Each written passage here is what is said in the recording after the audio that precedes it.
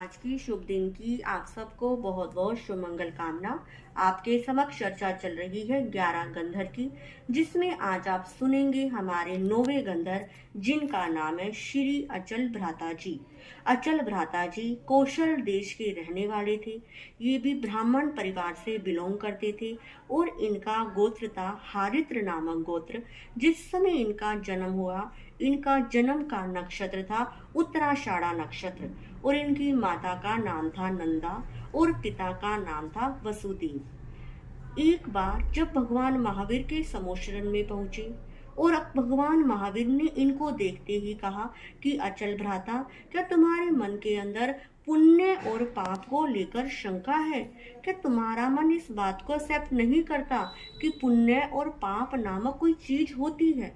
और जैसे ही प्रभु ने विश्लेषण किया कि इंसान जब सुख कार्य करता है, किसी को सुख देता है, किसी की हेल्प करता है, तो वो क्या करता है? पुण्य करता है। और किसी को कष्ट पहुंचाता है, किसी को दुखी करता है, तो वो क्या करता है?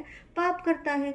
और प्रभु ने ये भी बताया कि आप किसी को सुख दोगे तो सुख का फल क्या मिलेगा? सुख मिलेगा, यानी कि पुण्य का फल पुण्य में मिलेगा। और किसी को दुखी करोगे तो दुख का फल किस में मिलेगा? दुख के रूप में मिलेगा।